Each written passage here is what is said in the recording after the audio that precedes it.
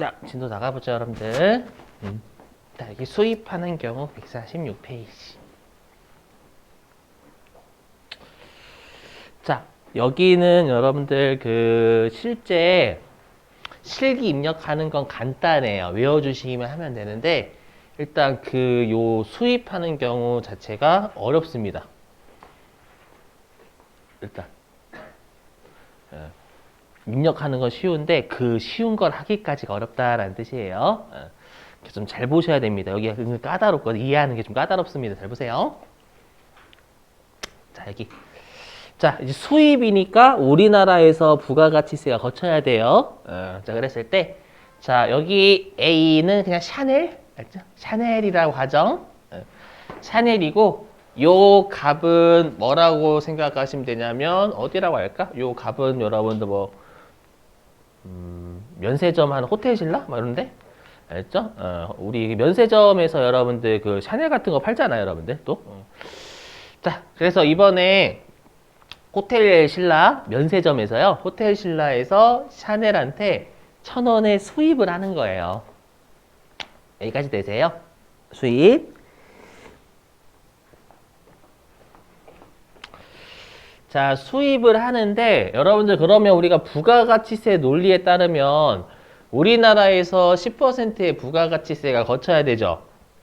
10%의 부가가치세가 거쳐야 되니까 우리가 여기 샤넬이 갑한테, 즉 호텔신라한테 1,000원에 팔죠. 1,000원에 팔 때 부가가치세 100원까지 같이 걷어야 되겠죠. FM대로 하면은요. 그죠? 그리고 자기 나라 세무서에 내요, 우리나라 세무서에 내요. 우리나라에 내야죠. 왜냐면 자기 나라에서도 영세를 받을 거란 말이에요. 샤넬이 수출하는 국가니까. 알죠? 그래서 여기 자기 나라에서 영세율이 적용이 되고, 그 다음에 우리나라 세무서에 1,000원은 샤넬이 먹고 나머지 부가가치세 100원은 우리나라 세무서에 내줘야 되는 게 FM이에요. 여기까지는 이해되시겠어요? 그럼 질문입니다. 샤넬이 우리나라 세무서에 내려고 할까요? 안 할까요? 안 하겠죠, 여러분들.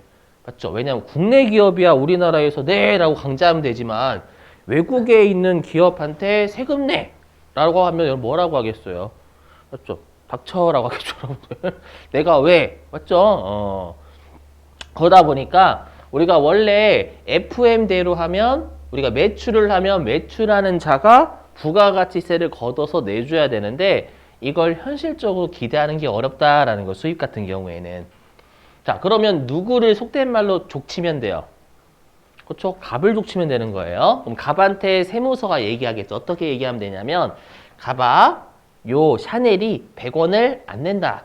이르죠? 자, 안 내니까 갑 네가 부가가치세 100원은 우리 세무서에 갖다 내고 1,000원만 샤넬한테 줘라. 라고 하면 되겠죠. 이해되세요? 일단 요거 X 무시하시고. 그렇죠? 1,000원만 샤넬한테 주고 100원은 네가 가지고 있다가 세무서 좀 내줘.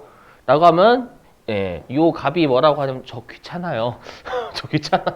아우 저 귀찮아요. 저 언제 갖다 내요. 아우 귀찮아요. 안 해요. 이럴 수 있잖아요, 여러분들. 맞죠? 근데 우리나라 세무서에 무조건 부가가치세가 100원 거쳐야 된단 말이에요. 지금 사례에서는요. 맞죠? 그럼 걷는 방법이 100% 존재하는 방법이 있어요. 어떻게 하면 되냐면 여러분들 우리가 수입을 할 때는 어디를 거친다라고 배우셨어요? 세관, 그죠? 세관을 거쳐요. 그 세관에 있는 우두머리를 뭐라고 하는지 아세요? 또 세관장, 세관장 말고 세관장. 그래서 세관장이 있어요. 그러면 세관장이 이 샤넬의 가방을 가지고 있겠죠? 맞죠? 그러면 이 세관장이 갑한테 그러는 거예요. 부가가치세 100원 줘. 100원 줘. 라고 하면 요 갑이 여러분 세관장한테 부가가치를 줘야 안 줘요? 그렇죠? 반드시 주게 돼 있어. 왜요? 세관장이 자 갑아 자 100원의 부가세를 내줘 라고 했는데 갑이 저 싫어요. 안 낼 거야. 싫어. 라고 하면 세관장이 뭐라고 하면 돼요? 그 유튜브 패러디 있죠? 딱 이 샤넬 가방을 딱 잡고 이제 이 가방은 제 겁니다. 이러면 돼요. 무슨 말인지 이해됐어요? 이 가방은 제 겁니다. 라고 하게 되면 얘는 갑 같은 경우에는 이 가방 필요하거든. 이 가방을 수입해서 팔아야 된단 말이에요, 여러분들. 팔아야 되니까 부가가치세를 주게 돼 있어요. 무슨 말인지 이해되시겠어요? 사실 중요해요. 뭐가 중요하냐면 실제 판매자는 누구예요? 실제 요 거래에서 실제 판매자는 누구예요? 그렇죠. A죠. 근데 A는 부가가치세와 관련이 있는 판매자예요? 관련 없는 판매자예요? 관련 없어요. 부가세는 관련 없어요. 알죠? 그래서 우리가 어떻게 부르냐면 실제 판매자는 외국의 사업자지만 외국의 사업자가 우리나라의 부가가치세를 납부를 안 할 게 거의 확실하니까 이 세관장을 가상의 공급자로 본다라고 돼 있어요. 부가가치세를 걷기 위한. 아셨죠? 그래서 어떻게 잘 보시면 그래서 어떻게 하냐면 이 세관장이 갑한테 1,000원에 판 것처럼 보는 거지 이 1,000원은 뭐라고 하냐면 얘도 가상의 공급가액이다라고 불러요. 실제 1,000원은 A가 먹는 거고 근데 부가가치세 100원을 샤넬이 안 낼 거잖아요. 안 낼 거니까 그 부가가치세 100원을 걷기 위한 세관장이 가상의 매출액이에요. 세관장이 갑한테 1,000원에 판매한 것처럼 보는 거지 실제로 판매한 게 아니에요. 판매한 것으로 보아서 부가가치세 100원을 걷는 거예요. 이해되세요? 그럼 중요한 게 있어요. 우리가 좀 이따가 실기할 때 수입이라는 유형 있죠? 수입이라는 유형할 때는 부가가치세가 있다면 부가가치세와 관련된 판매자나 구매자를 걸어야 돼요. 그럼 여기 우리 부가가치세와 관련되어 있는 판매자는 A예요? 세관장이 있는 세관이에요? 세관장이 있는 세관이 부가가치세를 걷는 놈이잖아요. 그렇죠? 그래서 시험에서 샤넬과 세관장이 있는 세관을 같이 내면 세관 거셔야 된다라는 게 좀 이따 중요해요. 아셨죠? 이거 진짜 조심하셔야 돼요, 여러분들. 자, 그럼 질문. 그러면 질문 아니고 그러면 세관장 입장에서는 부가가치세 100원 걷었죠? 100원 걷으면 요거 세무서에 갖다 냅니다. 근데 어차피 둘은 공무원이기 때문에 100원이 거쳐요. 자, 근데 이 100원은 세관장의 매출 세액이죠. 하지만 갑의 매입세액이기도 하는 거예요. 그럼 갑 입장에서는 이 매입세액을 공제를 받을 거냐, 공제를 받지 못할 거냐. 이것도 우리 실기에서 중요해요. 자, 그럼 갑은 매입세 100원 공제 받을까요? 못 받을까요?